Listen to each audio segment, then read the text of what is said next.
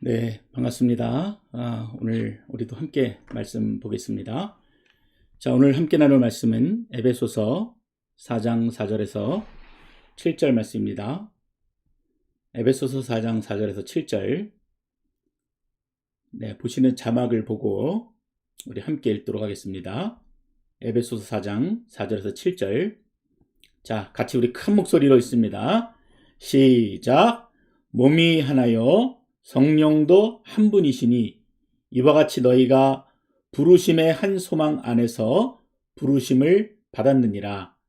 주도 한 분이시요 믿음도 하나요 침례도 하나요 하나님도 한 분이시니 곧 만유의 아버지시라. 만유 위에 계시고 만유를 통일하시고 만유 가운데 계시도다. 아멘. 우리 한 번 더 읽도록 하겠습니다. 몸이 하나요 성령도 한 분이시니 이와 같이 너희가 부르심의 한 소망 안에서 부르심을 받았느니라. 주도 한 분이시요 믿음도 하나요 침례도 하나요 하나님도 한 분이시니 곧 만유의 아버지시라. 만유 위에 계시고 만유를 통일하시고 만유 가운데 계시도다. 아멘. 자, 이 한 주일 동안 좀 평안했습니까? 오늘 박근호 목사님 찬양 너무 감사하고 지금 상황이 이제 점점 더 안 좋아져서 염려가 많이 되는데 여러분 위해서 많이 우리가 기도를 해야 될 것 같습니다. 자, 이 에베소 4장 말씀은요, 이제 바울이 교회 공동체 가운데 보내주었던 너무나 귀한 메시지 가운데 하나이지요. 특히 이제 교회 가운데 진정으로 너희가 하나 되기를 원한다는 그 통일성을 강조한 내용입니다. 그래서 우리 간단하게 좀 살펴보면은 이 3절, 4절에 나와 있고 또 13절에 보면은 이 하나가 돼야 된다라고 하는 이 단어가 공통적으로 등장하는데 여러분이 하나가 된다는 것이 어떤 의미일까요? 우리가 좀 오늘은 우리가 종교개혁사를 이 내용에서도 좀 살펴보겠지만 이 하나됨의 의미가 무엇인지를 좀 생각해 보면 좋겠다는 그런 마음을 가졌습니다. 우리 가족들이 좀 하나 되기를 원하죠. 그렇죠? 그런데 이 가족들이 하나 된다는 것은 여러분 어떤 의미겠습니까? 우리가 생각하는 것, 그래서 우리 자녀들이 아버지의 마음을 좀 알았으면 좋겠고 또 우리 부모된 자들은 또 자녀들의 마음을 좀 알아서 그 가정이라는 공동체가 온전히 이렇게 한 모습으로 아름답게 성장해 가는 것을 아마 하나됨이라고 우리가 생각할 수 있을 것 같습니다. 자, 여기서 보면은 이 4절에 보면은요, 이 하나됨이라고 하는 그 의미와 그리고 13절에 나와 있는 이 하나됨의 의미가 조금 구분이 되어집니다. 먼저 4절은요, 같은 믿음 안에서 신앙을 고백하는 자들이 한 조직체를 이루어서 교회를 형성하게 될 때 그 교회가 아주 조화롭고 평화롭게 이루는 그 하나됨을 이야기합니다. 그리고 13절에서는 하나님의 아들을 믿는 것, 그러니까 구체적으로 믿음의 내용이지요. 그리고 하나님을 아는 것, 예수 그리스도에 대해서 아는 것, 이 모든 것들이 일체가 되기를 원한다 라고 하는 그런 의미를 가지고 있습니다. 그래서 오늘 에베소 4장에서 바울이 정말 말하고 싶은 것은 교회가 이렇게 믿음 안에서 한 공동체를 이루고 있는데 이 공동체가 진짜 하나 되어지고 또 믿음에 있어서도 또 하나님을 아는 것에 있어서도 우리의 믿음의 대상인 하나님에 대해서도 한 목소리로 한 마음으로 동일한 목소리를 내기를 원한다는 그런 내용으로 되어 있다고 할 수 있습니다. 이런 내용이 좀 이해가 되시나요? 왜냐하면은 이렇게 같은 하나님을 섬기는데도 참 다른 모습들이 우리 안에 많이 있습니다. 분명 하나님은 한 분이신데 이단들이 있어서 각자 자기 목소리로 자기 하나님을 부르짖고 또 그뿐만이 아니죠. 또 이슬람이나 유대교나 분명 같은 하나님을 부르는 것 같은데 다른 음성으로 다른 신을 찾는 것 같은 그런 느낌을 받게 됩니다. 아마 우리 교회의 공동체 안에 이런 다양한 모습들이 존재한다면은 아마 굉장히 견디기 힘들겠죠. 마찬가지로 바울은 우리 교회가 이렇게 한 믿음 안에서 한 믿음의 식구가 되었는데 그렇다면은 진정한 하나가 되어야 한다. 주를 향해서도 그 믿음을 향해서도 하나님을 아는 것에 있어서도 너희가 하나가 되어야 된다라고 구체적으로 우리에게 말씀을 전해줍니다. 자, 여기 보면은요, 이제 어떻게 하나가 되어야 되는가라고 하는 내용을 자, 7가지로 좀 정리해 놓았어요. 제가 이제 오늘 본문에는 그 빨간색으로 표시해 놨지요. 그래서 몸이 하나야 된다. 성령도 한 분이시다. 한 소망이다. 이렇게 7가지가 쭉 나와 있습니다. 그래서 이 내용들을 좀 정리해서 보면은 뭐냐면은 우리가 정말 이 하나됨을 힘써 지켜야 하는데 바로 삼위일체이신 그 하나님께, 그렇죠? 그분은 동일하신 하나님이시죠. 우리 교회에 속한 모든 식구들이 같은 믿음으로 또 같은 내용을 바라봐야 될 그러한 하나님이십니다. 그래서 그 동일한 하나님을 어떻게 해요? 우리 교회가 한 몸이 되어서 그리고 저 천국에 대한 유일한 소망을 가지고, 그러나 공동체가 같은 소망을 가지고 만약 마지막이 다른 길이면 참 그것도 답답한 일이겠죠. 그런데 같은 소망을 가지고 한 교회 안에서 세워져 가기를 원한다.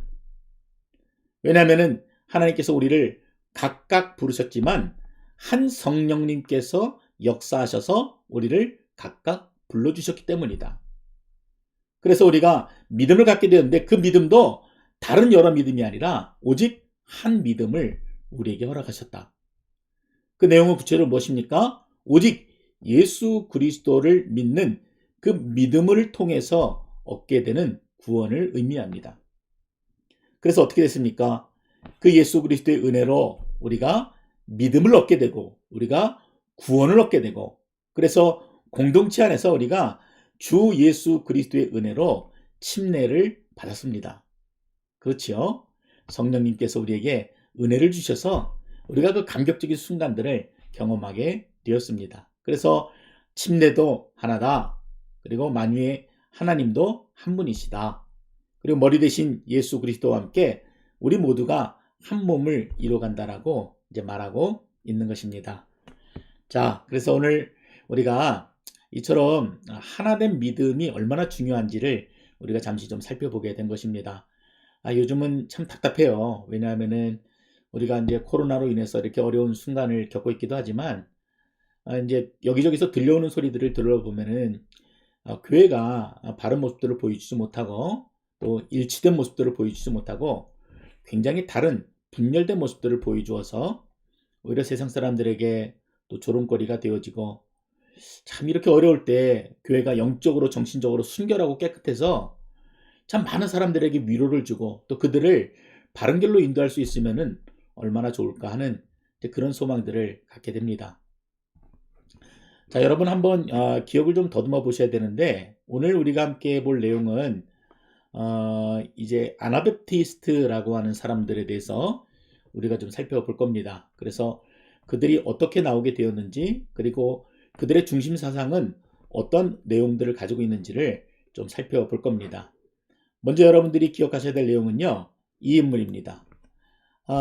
우리가 앞서서 오래전에 이제 했지만 이 쯔빙글리라고 하는 인물입니다. 그래서 독일에서 누가 종교개혁을 일으켰죠? 마틴 루터가 종교개혁을 일으켰습니다. 그래서 이 마틴 루터를 통해서 이 독일이라는 국가가 종교개혁의 아주 큰 물결로 이렇게 변화되었다라면은 이 쯔빙글리는 스위스의 종교개혁을 앞장섰던 인물입니다.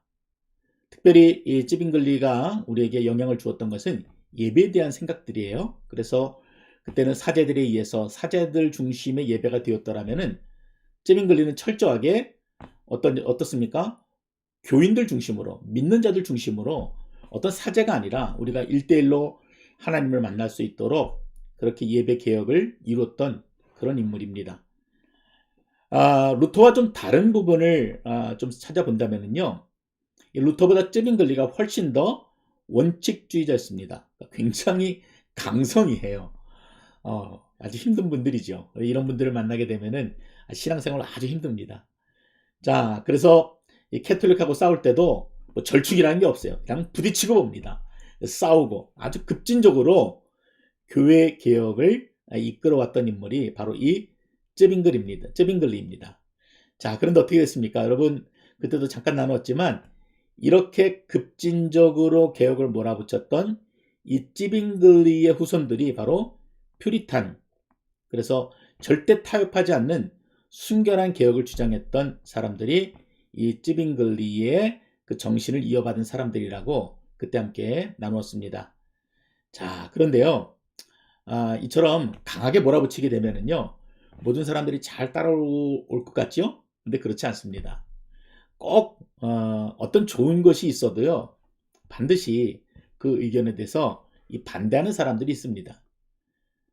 찌빙글리의 이 개혁을 굉장히 지지하던 사람들이 모여서 날마다 성경 말씀을 보고 묵상하고 또 헬라어 성경을 깊이 연구하다가 어떤 것을 발견하게 되냐면은, 야, 찌빙글리가 우리 스승인 거는 맞는데 이 찌빙글리가 지금 급진적으로 이끌어가고 있는 이 개혁도 결코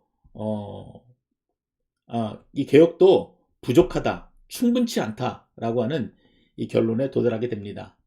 그래서 이 찌빙글리보다도 우리가 더 확실하고 분명하고 정확하게 말씀에 근거해서 우리가 종교 개혁을 이끌어 가야 되겠다라고 생각하고, 그래서 이 찌빙글리로부터 분리 독립한 사람들이 바로 아나베프티스트입니다.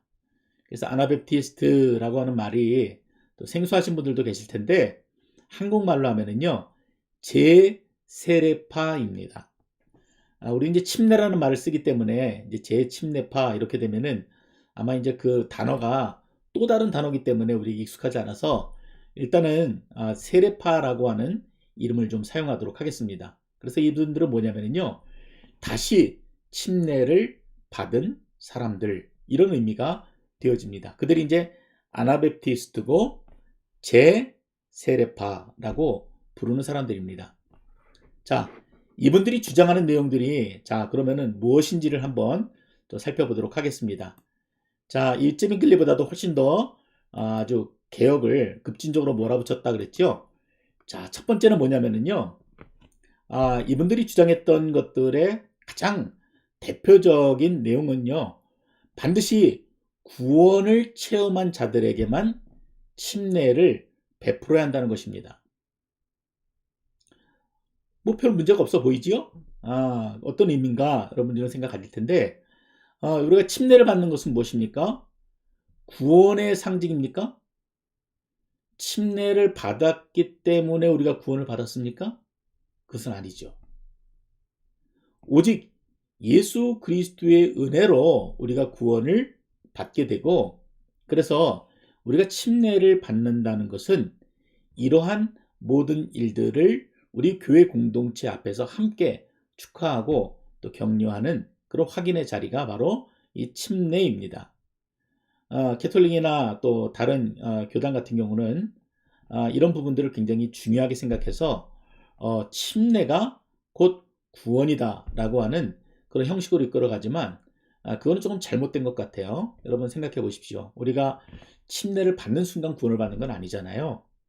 이미 내가 먼저 예수님을 경험하고 만나고, 그래서 나의 믿음으로 주님을 나의 주님으로 고백합니다 라고 하는 그 순간이 내가 예수님을 인격적으로 만나는 그 순간입니다. 정확하게 언제인지는 우리가 확실하진 않지만 분명 주님을 만나는 만나는 경험이 우리 인생 가운데 분명히 있지요. 그리고 나서 우리가 한참 있다가 침례라는 예식을 통해서 우리 모든 공동체들이 함께 그 일들을 확인하게 되는 겁니다. 자, 그런데 이 재침례파들은요, 그처럼 이 부분을 좀 더 강하게 강조한 거예요. 다시 말해 무엇이냐면은 철저하게 자기 믿음으로 고백한 사람들만 침례를 받아야 된다. 그리고 잘못 받았다면 다시 침례를 받아야 된다. 이렇게 주장했던 사람들이 이 재침례파입니다. 그러니까 이게 침례를 굉장히 중요하게 생각했지요. 자, 그런 의미에서 유아 세례도요, 무의미하다고 주장했습니다. 뭐 같은 맥락에 생각해 볼 수 있지요. 왜냐하면은 어린아이들이 그러니까 1살, 2살, 뭐 이제 갓 태어난 아기들이 자기 스스로 신앙 고백을 하지 못하잖아요. 근데 그런 어린아이들에게 침례를 베푸는 것이 성경적이지 않다는 것입니다. 우리 이제 침례계도 이러한 흐름들을 가지고 있기 때문에 우리는 충분히 잘 이해할 수 있습니다. 그래서 이 어릴 적에 이 유아 세례를 받았던 사람도 성인이 되어서는 다시 침례를 받아야 된다. 그래서 다시 침례를 받은 이 제세례파 이렇게 불리게 된 것입니다. 자, 이처럼 이 제세례파한테는요, 이 세례가 너무나 중요한 일이에요.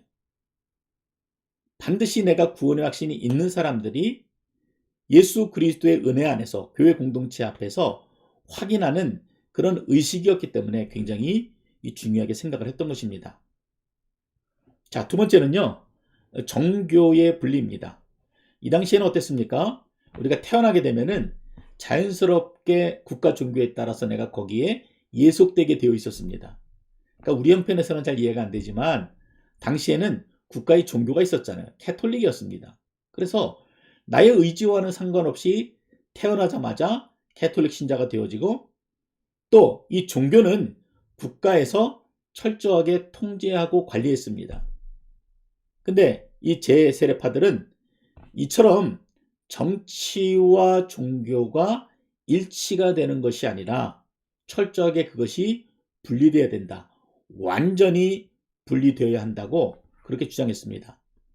이제 그런 의미가 왜 그러냐면은 여러분 세상 정부는요,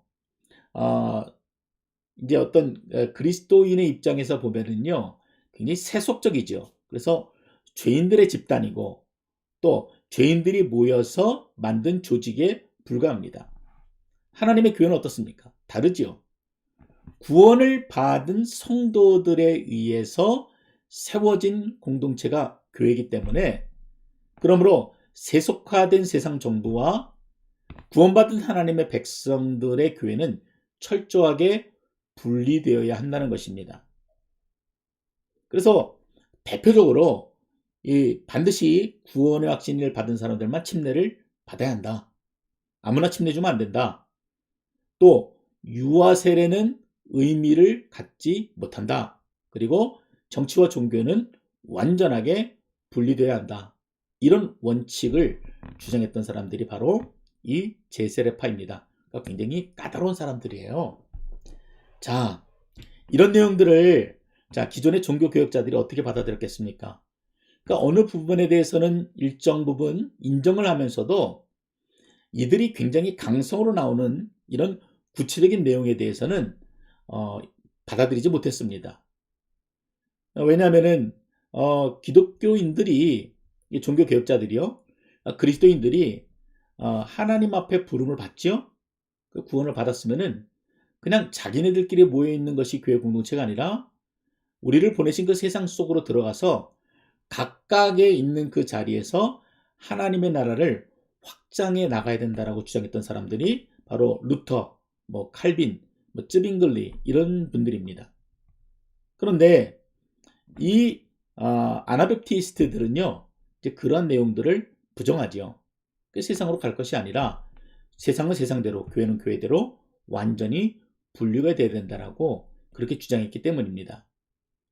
자, 종교개혁 입장에서는, 종교개혁자들 입장에서는 그래서 이런 제세례파의 의견들을 받아들일 수가 없었습니다. 특별히 자신들이 정성스럽게 침례를 주거나 세례를 주었는데 그것도 부정하고 정말 마음이 온전하지 못했다면은, 그리고 유아세례를 받았더라면은 다시 온전하게 침례를 받아야 된다라고 주장했기 때문에 이제 종교개혁자들 입장에서는 굉장히 껄끄러운 존재가 바로 이 제세례파였습니다. 제가 이제 군대에 있을 때 이제 여러분 이제 이런 사진 하나 좀 보여드릴 텐데 이게 어떤 사진인지 아십니까? 이제 침례 받는 또 세례 받는 모습이에요. 그래서 군대 세례라고도 하고 또 진중 세례 이렇게 말하기도 하는데요. 군인들이 이제 초코파이 먹으려고 교회 가고 또 이렇게 세례를 주는 날에는 또 더 맛있는 음식을 주기 때문에 생각보다 굉장히 많은 인원들이 가서 또 본인의 의지와는 상관없이 그냥 맛있는 음식을 먹겠다는 그 생각에 이렇게 세례를 받게 됩니다. 그래서 이때는 또 부대가 크면은 또 굉장히 많은 목사님들이 오셔가지고 한꺼번에 이렇게 세례를 주게 되죠.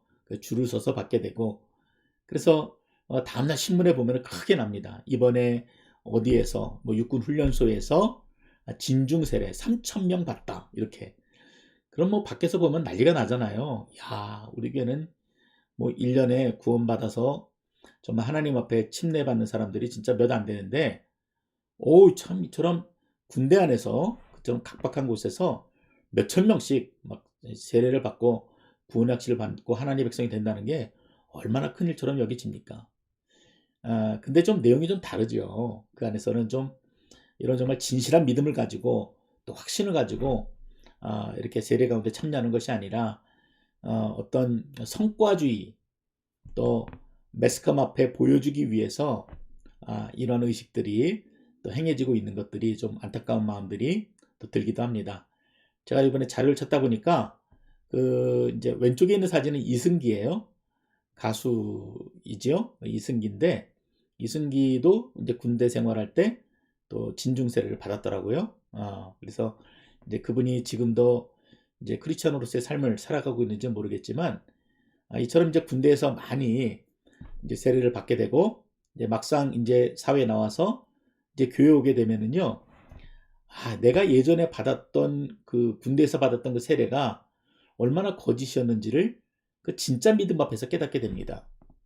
그래서 종종 이제 교육자들에게 질문하기를 목사님 제가 군대 있을 때 세례를 받았는데 좀 요번에 다시 좀 받으면 안 되겠습니까? 침례를 다시 받으면 안 되겠습니까? 이렇게 물어보시는 분들이 있습니다. 근데 장로교회에서는요, 이처럼 다시 한 번 이 세례를 받은 사람들이 다시 세례를 받는 것을 금합니다. 그러니까 인정하지 않습니다. 이제 그 이유도 이제 나중에 여러분들에게 좀 설명하겠지만, 이제 침례교는 좀 다르죠. 이제 저희 교회법에 보면은 세례를 받았더라도 침례교에서는 다시 침례를 받을 수 있다라고 이제 헌법에 이제 명시되어 있기도 합니다. 자, 어쨌든 이렇게 마음이 온전하지 못한 상태에서 어떤 의식적으로 받았던 이 침례 또는 이 세례에 대해서 다시 그 마음을 새롭게 해서 온전한 마음으로 침례를 받아야 한다라고 주장했던 자들이 바로 이 제세례파입니다. 자, 그런데 이제 종교 개혁자들이 이런 의견들을 이제 반대하지요. 그래서 재침례가 잘못된 것이다라는 것을 주장하게 됩니다. 이유는요. 자, 에베소서 4장 5절 우리가 읽은 말씀 가운데 보면은 세례가 하나라고 말하고 있기 때문입니다. 자, 세례가 하나. 근데 이 말은요, 좀 잘못된 해석 같아요.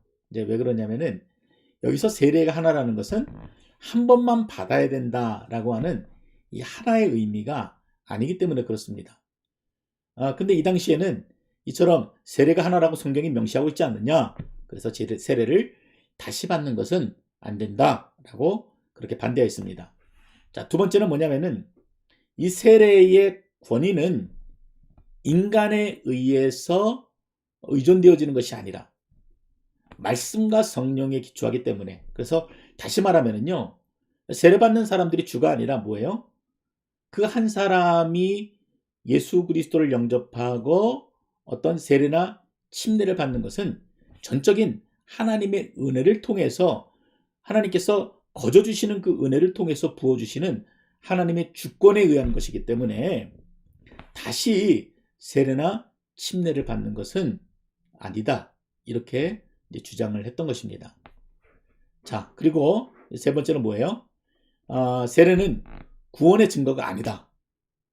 하나님의 백성을 구별하는 계약의 표시일 뿐. 그러므로 세례를 뭐 다시 받는다, 침례를 다시 받는다는 것이 의미가 되지 못한다라고 이제 그렇게 말했던 것입니다. 그래서 이제 제세례파들이 주장하는 이 구원받은 자만 침례를 받거나 그리고 세례가 아니라 반드시 침례를 해야 되거나 또 유아 세례가 의미가 없다는 말에 심각하게 이의를 제기한 것입니다. 반대한 것이에요. 부정했습니다. 그래서 제세례파들이 점점 그 입지가 좁아지게 됩니다. 자, 이처럼 제세례파는 찌민결보다도 더 급진적으로 개혁을 추진했지만 이처럼 큰 벽에 부딪히게 되었어요. 그럼에도 이들은 똘똘 뭉쳐서 굉장히 도덕적으로 그리고 신앙적으로 아주 경건한 삶을 구별되게 살아가게 됩니다. 이분들이 굉장히 겸손했다 그래요.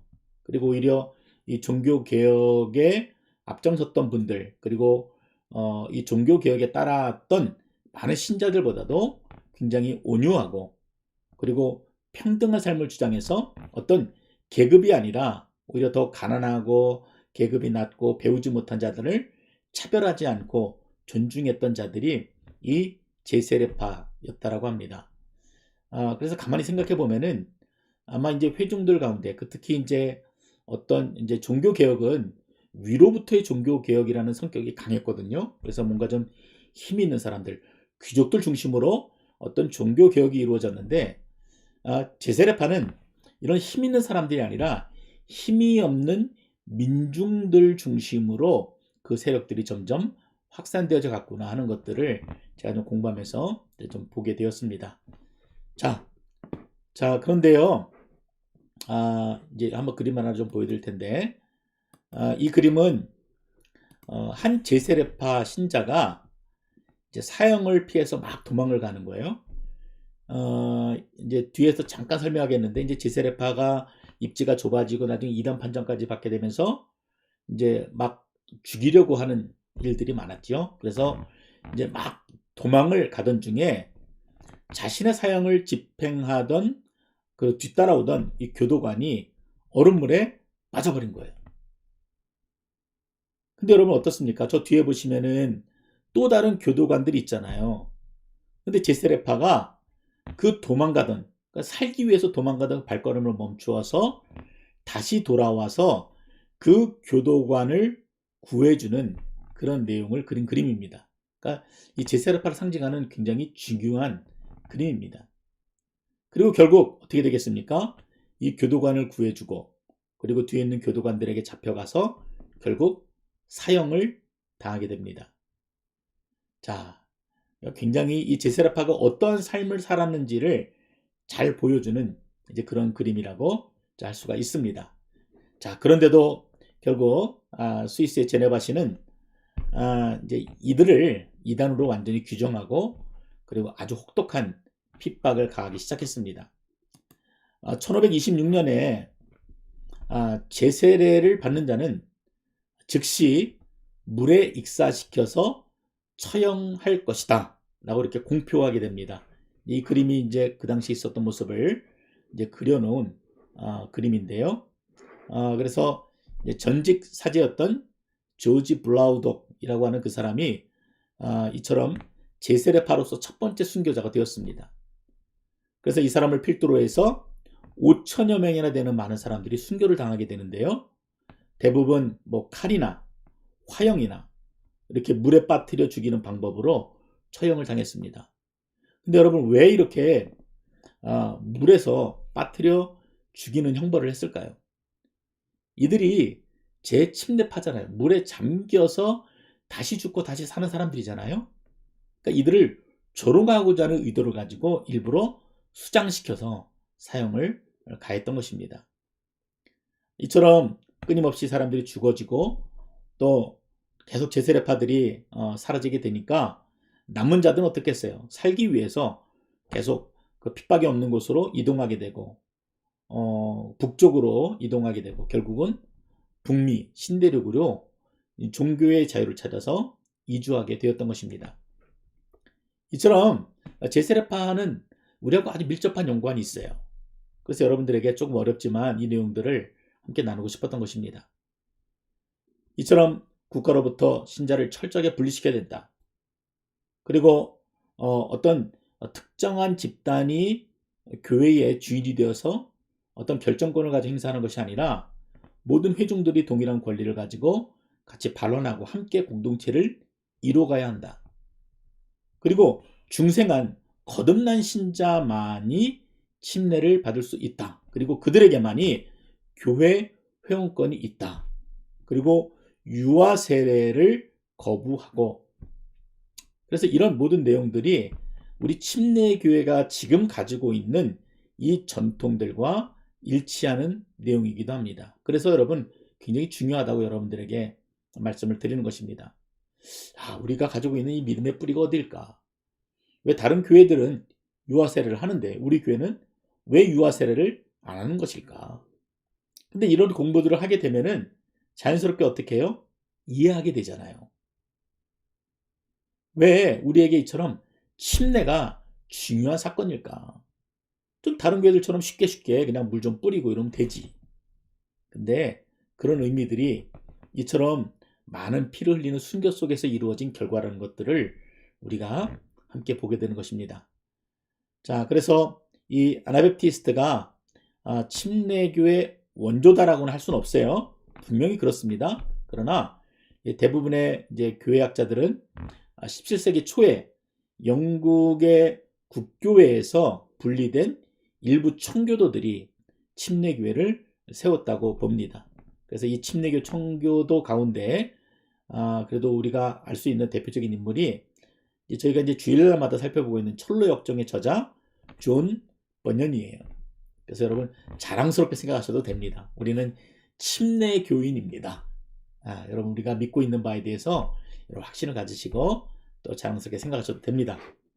자, 여기까지가 이제 재설업해야 되는 내용이고 우리가 한 인물들을 더 살펴봐야 되는데 사실은 이제 보통 이제 종교 개혁의 역사를 다룰 때는요, 이 16세기하고 이 17세기에 그 초점을 맞춥니다. 그런데 이제 그로부터 200년 후에 태어난 이 존 웨슬리를 우리는 잊으면 안 됩니다. 굉장히 중요한 인물이에요. 웨슬리가 이제 종교 개혁자들과 신학적인 입장은요, 조금 달랐어요. 그러나 이 웨슬리가 가지고 있는 장점들이 있었는데 땅끝까지 복음을 전하겠다는 구령의 열정이 굉장히 뜨거웠던 인물입니다. 그러니까 교회 안에만 머물러 있지 않았어요. 그러니까 복음을 전하기 위해서 그 수고를 아끼지 않았던 인물이 이 존 웨슬리입니다. 그리고 교회라는 울타리를 넘어서 사회 구석구석까지 하나님 나라가 확장되어야 한다는 그 신념을 가지고 사역을 했던 분이 바로 이 존 웨슬리입니다. 존 웨슬리는요, 목회자 가정에서 태어났습니다. 웨슬리 부모님이 19명의 자녀를 두었어요. 굉장히 많이 낳지요. 상상이 안 되는데 19명의 자녀를 두었습니다. 거기서 바로 15번째 아들로 태어났습니다. 그런데 19명 중에서 9명이 죽고 나머지 10명의 자녀들이 이제 자라게 된 것입니다. 자, 이런 환경 속에서 이제 자라게 되고 1728년에 목사 안수를 받고요. 철저하게 하나님 말씀을 따라 살아가게 됩니다. 그래서 존 웨슬리의 그 삶을 돌아보게 되면은 이제 중간중간에 아주 결정적인 체험들의 기록들이 나와 있어요. 다시 말해 무엇입니까? 그러니까 굉장히 이 삶의 체험, 신앙의 체험을 중요하게 생각했다라고 이제 볼 수 있는 것입니다. 이제 대표적인 이야기를 하나 좀 소개하자면은 미국 조지아주에서 이제 신학을 다 마치고 이제 웨슬리가 신학을 마치고 이제 아버지가 섬기던 교회를 돕고 있었는데 미국의 조지아로부터 이제 조지아주에서 청빙을 받게 됩니다. 그래서 이제 미국으로 가던 중에 큰 풍랑을 만나게 됩니다. 근데 그 파도가 얼마나 심한지요. 웨슬리를 비롯해서 배 안에 있는 많은 사람들이 아주 죽음의 공포를 경험하면서 비명을 질러대기 시작했습니다. 그런데 뭐 폭풍우가 금방 끝나는 게 아니잖아요. 웨슬리가 막 여기치고 두려워서 도망가고 숨고 막 쫓겨다니고 막 이러고 있는데 그 난리통에 어떤 한 구석에 보니까 전혀 당황하지 않고 함께 모여서 기도하고 있는 소수의 무리들을 보게 됩니다. 그래서 다가간 거예요. 왜냐하면 자기도 믿음이 있잖아요. 목사잖아요. 저쪽에서 진짜 자기도 이렇게 두려움에 떨고 비명을 지르는데 저 구석에서 기도하고 있는 저들은 누구일지가 너무나 궁금해서 다가가서 물어봤습니다. 당신들은 죽음이 두렵지 않습니까? 그랬더니 아닙니다. 우리는 두렵지 않습니다. 우리 주님이 계신 천국으로 가니 우리는 지금 죽어도 결코 이 순간이 두렵지 않습니다. 이렇게 말하는 것이에요. 근데 그것이 단지 어른들만이 아니라 여자아이 그리고 어린 아이들까지 한결같은 모습으로 고개를 끄덕이는 것입니다. 바로 이들이 가장 오래된 개신교파 이 모라비안 교도들이었습니다. 모라비안도 여러분 좀 들어보신 분도 계실 거예요. 굉장히 순수한 신앙을 가지신 분들이에요. 자, 그래서 웨슬리가 이 모라비안 교도들로부터 이제 신앙의 아주 큰 전환점이 되어지는 사건을 이제 경험하게 됩니다. 이 영향을 받게 된 거예요. 그래서 그들과 함께 모임을 가지면서 성령도 체험하게 되고, 그래서 그들이 가지고 있었던 뜨거운 찬양, 기도, 예배, 전도와 선교에 대한 열정, 영성훈련을 위한 소그룹 사역까지 굉장히 큰 영향들을 받게 됩니다.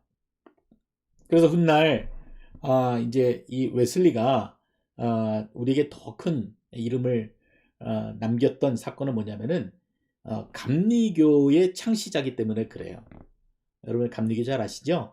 메소디스트입니다. 그래서 이 감리교 사역의 어떤 바탕이 되어지는 어떤 신학적인 기반들이 바로 이런 웨슬리가 경험했던 이런 체험들, 신앙적인 체험들, 선교에 대한 뜨거운 열정들, 그렇죠? 그 다음에 우리 사회 곳곳에 어두운 곳에도 반드시 하나님의 나라가 확장되어야 한다라는 이런 생각을 가지고 있었기 때문에 이러한 어떤 신학적인 흐름들이 지금까지도 그대로 남아있다라고도 할 수가 있습니다.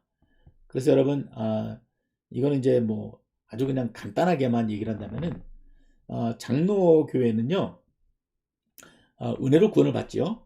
이런 부분을 굉장히 강조하다 보니까 현실의 삶에 대해서 그리고 우리가 돌아봐야 될 세상에 대해서는 사실은 그렇게 적극적으로 어떤 실천을 잘 하지 못합니다. 그러니까 교회 활동은 참 잘하는데 그 세상을 향해서 구제하고 봉사하고 또 세상을 변혁시키고 사회에 참여하고 그렇죠?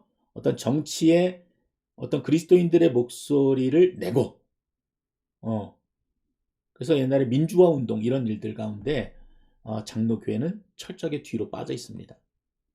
근데 이 감리교는 정신이 그렇지 않잖아요.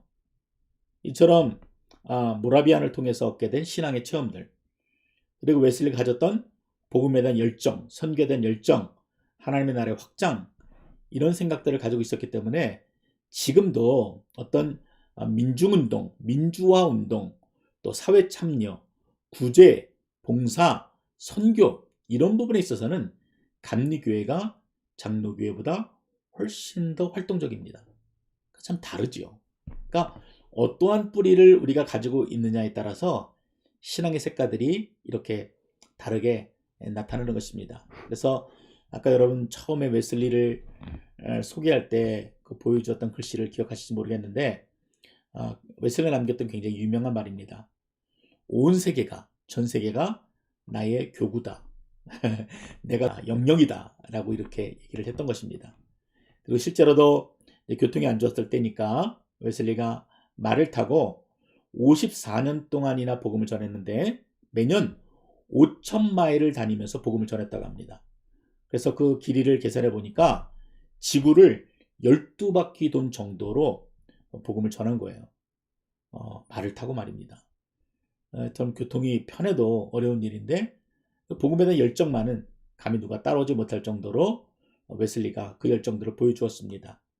그리고 매주 평균 15번 이상의 설교를 하면서 마지막 순간까지 복음을 전했다고 합니다. 그래서 이 웨슬리를 생각하면은 참 우리가 불편할 것이 못 되구나.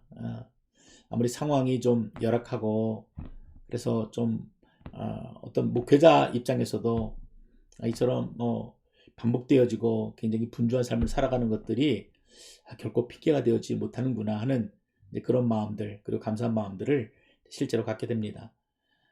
이 웨슬리가 키가 굉장히 작았습니다. 한 160 정도 되었다고 해요.